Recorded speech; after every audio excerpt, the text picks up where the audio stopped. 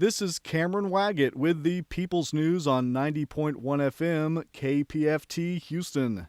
Today, I have the immense pleasure of speaking with poet, activist, and national treasure, Dr. Nikki Giovanni.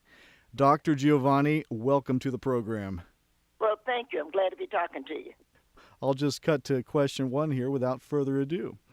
You recently published a collection of works titled A Good Cry, What We Learn from Tears and Laughter. How did you decide to write this latest collection?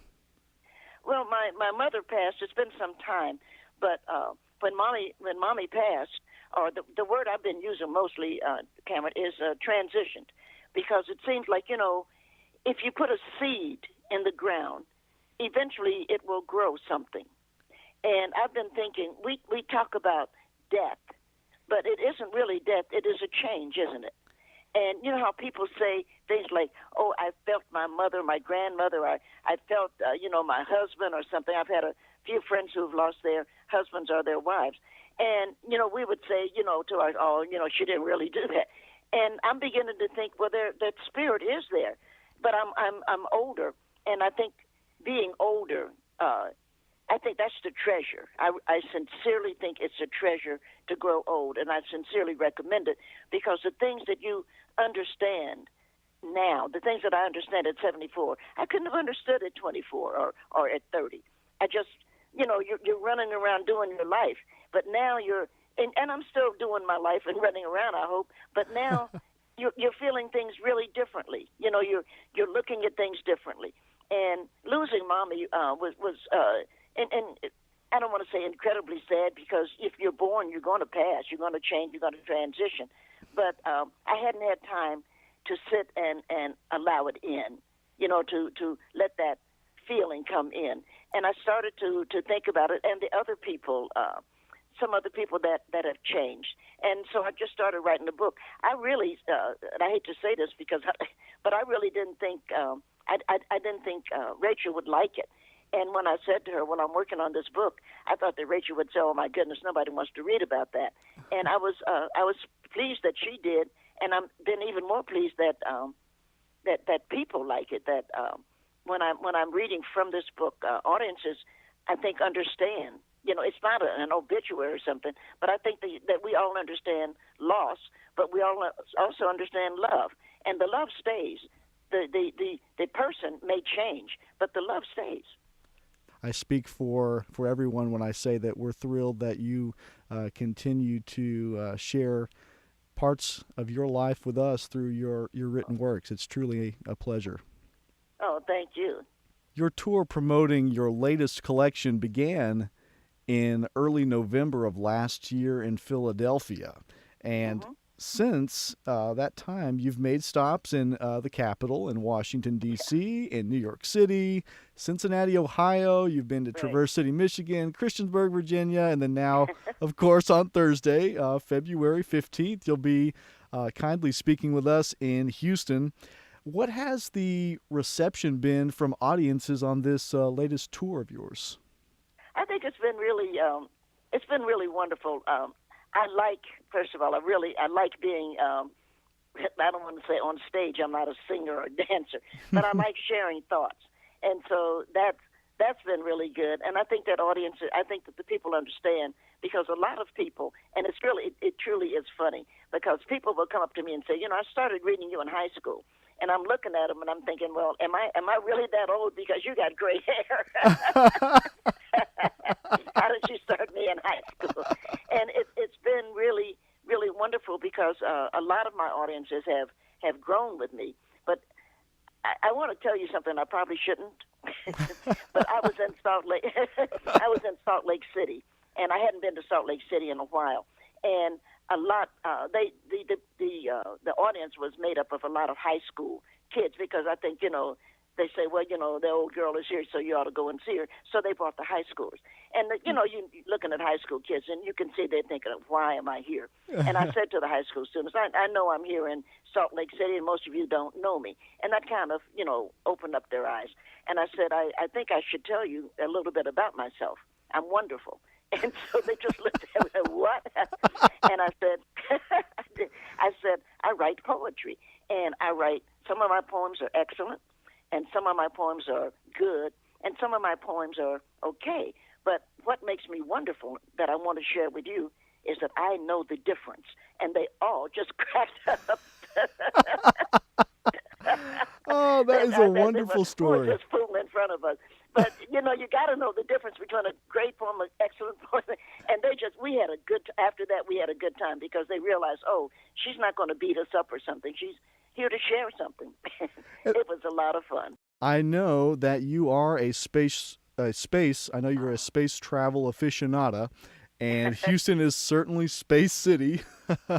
Yeah, And so you've stated that the best reading material for a 20-year space trip to Saturn would be poetry, because absolutely. you would, well, rather, it would last a long time. That is to say, each time you reread poetry, you get something different.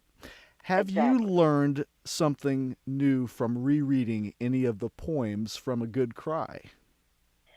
I don't know if I've learned something, but I feel something. It's a feeling. And what poetry does, poetry is like a song. It's like lyrics. Every time you hear a song, you hear something different. And I really hope that eventually I want to do something with jazz, with spirituals in jazz, because every time we didn't think about spirituals in jazz, and then as it grew, spirituals became blues, and then they became rhythm and blues, and they became jazz, and it's really wonderful. And when you reread a poem, think about how long a poem has lasted. Think about how long we keep reading a poem over and over, and I'm saying 100 years or so, that poems last in a way. And I'm not against novels. My friends who are novelists say you're prejudiced. I say I'm not prejudiced. But you're not going to take a 500-page novel because you're not going to reread it. You're going to get tired of it at some point. But if you have a little Langston Hughes there, or some County Cullen, some Glenn Brooks, or I was recently quoting because I love, crazy as he was, I love his poetry, some T.S. Eliot. You can reread these things and you can see something. And so I don't know, you said learn, and I guess I'm always picky about learning, but I know you feel something. And every time you do it, it's like eating a really good piece of apple pie. Mm-hmm. Every time you eat it, you think, oh, this is really good. And you're asking the cook, especially if you're a grandmother, what'd you do this time? And find, oh, she put a little ginger in it. It's always something going on. And you think, oh, yeah, that's what makes it so good. And poetry does that. What is some of your favorite poetry, and who are some of your favorite poets? Well, Glenn Brooks, of course, is one of my favorites. Langston Hughes, because I get compared to Langston all the time. And I'm just so sorry I didn't get to know Mr. Hughes because he had transitioned just really before I came into New York and came along. I think it would have been wonderful to have known him. And, of course, and I mentioned earlier County Cullen. And, I do. I remember, and I still do, really liking T.S. Eliot, Let Us Go Then, You and I, when the evening is stretched out against the sky like a patient at the rise on the table. And that just struck me. I think I read that when I was, 12, 13 years old. I was very young. I love libraries. And one of the reasons that I'm so pleased to be coming to Houston with and through your library is that in the old days, you would go to a library, you could spend the day, and there was something called a card catalog. And I feel sorry, and I said that to my students, I feel sorry for the kids now because they can just press, what is that thing, Safari? Yes. And tell them what, Safari, where, what is, and Safari will answer, but they don't ever find accidental information. And see, I'm going to say you, and I don't know how old you are, but I'm for 29, me, actually.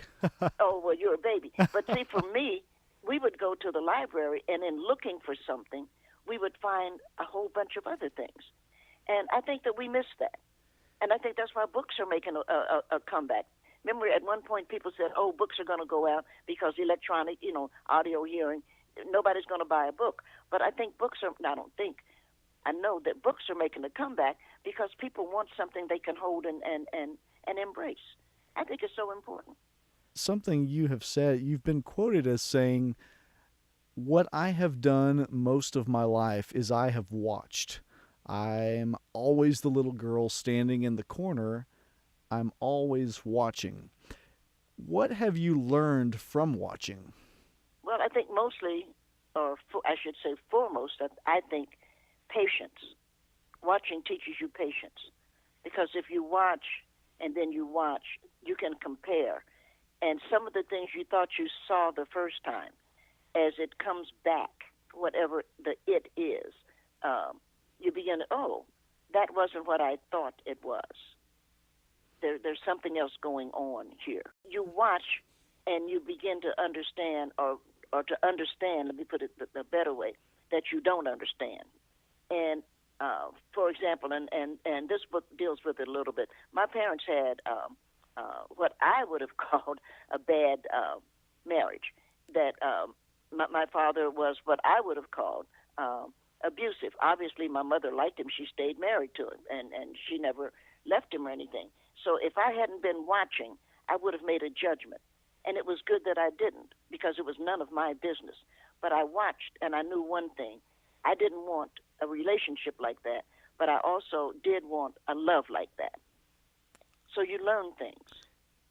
Your mother's passing, I know, must have been a very difficult time for you. And you mentioned that her passing provided you with a sort of catharsis, and you were able to cry for the first time. Yeah. How has getting in touch with your emotions affected your writing? I think I'm more sentimental, frankly speaking. And I do. I teach here at Virginia Tech, and I'm pleased. Having a routine is nice, and I have good classes, and I'm enjoying it. But I think also a part of what you want to do is let things go.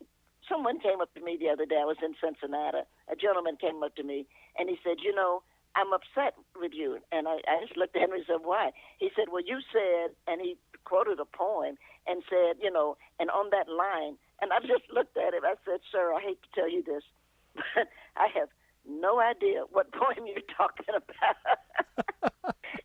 And he's looking at me like, "Well, you wrote it." And I said, "Sir, if I didn't have enough sense to let go, to contradict myself, to learn from myself, I don't know where I'd be." And he just looked at me and said, "And if I hurt you, I'm sorry. If I hurt your feelings, I'm sorry. And if you think I'm stupid, I'm not. But," you know.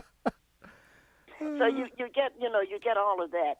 And I said to my doctor, his name is Gregory, I said to Gregory, you know, Gregory says that I have high blood pressure because he says I was working too hard. He slowed me down. That's his job. And he says I do too much salt. And I said, "Oh, I don't think so."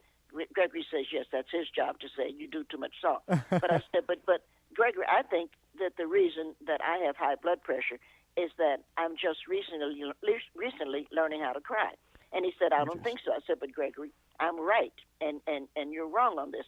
And what you should do is actually study me, so that in the next, 10 years," he's a young man and a good doctor, "in the next 10 years or so, you'll have a disease or a condition, and you can call it the Nikki. And when people come in with high blood pressure, instead of calling it high blood pressure, you can call it the Nikki.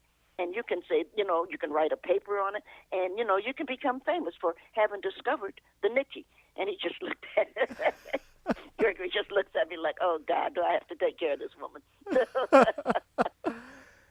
In addition to being a poet, you are also definitely an activist, and you write about Black Lives Matter in A Good Cry. What words of wisdom do you have for activists today working for racial equality and social justice? I think it's just important to do what you can. And people, I was about to say like me, and I don't mean that. I mean, at my age, my generation, and again, that's something I talk about, and I talk about that in Houston. There was a time in America, we had the segregation time. And my generation fought against that. And I think we did a good job. And I look at John Lewis. I look at some of the great people who are still with us. And we have them. We fought that. And we're still fighting for a better life. But this is the anti or the not segregation. so that this generation now is not facing segregation. They have another set of not difficulties, but differences that have to be dealt with. And I think that people like me should not try to tell them what to do. I think that our job is to, I look at what I look at, but I think our job is to congratulate them, first of all, because I think they're doing, Black Lives Matter, I think is important because Black lives matter. This is not something we would have said in the 50s or the 60s. This is not something Martin Luther King would have said, not only because it's just a plain sentence, it's just, it's not a part of the segregationist era. This is a part of the not segregationist era. And so we have a new era coming up that's not just about black and white. It's also about how we look at the world. And I am a space freak. I don't know if that's a good word. I am excited about life in the outer atmosphere. I'm excited about running into, or whatever we want to call it. There is some form of life that we are not right now prepared to deal with. And we have to be prepared to deal with it because it's there and we're going to find it, or it's going to find us. But that's the same thing that Columbus did. That's the same thing that we did here on Earth. So our job on Earth is to discover life, and that life matters, and that we can't just go around doing crazy things to each other. I think war is one of the really dumb things. I can't believe that fool in the White House is going to spend $21 million on a parade. I just can't believe that when there are people who need clean water. So there are just things going on that we have to get in shape here on the post-segregation, I guess would be the word. We have not eliminated racism. We don't think that we did. We don't think that we can. We may never, but we have gotten rid of segregation. And we cannot make everybody love everybody, but we can make everybody be respectful. And so we keep doing what we can, and we congratulate ourselves. Every time I read about a kid committing suicide, or recently, 14-year-old kid takes a gun to school, who found his father's gun, takes it to school and just shoots people because he thought, oh, I've got a gun. That can't be. We have to find a way to do life, and we have to find a way to let these youngsters know life is not only important but exciting. I was wondering, it would certainly be delightful if you would be willing to read one of your poems or passages as a parting message to our listeners. Well, one of my favorite poems is, it's called Bread. I was dreaming. I must have been asleep. There was a loaf of bread, yeast, not sweet, crusty, warm inside. I sliced a thick slice, spreading unsalted butter from crust to crust. All I needed was Parmesan cheese to shake. The butter dripped on my fingers. I was so happy, I laughed aloud, almost waking myself up. I don't know if you do that. You're having these dreams. Thank you, Dr. Nikki Giovanni. It has been an honor speaking with you today. And to register for Dr. Giovanni's February 15th Author Talk in Houston, please visit houstonlibrary.org.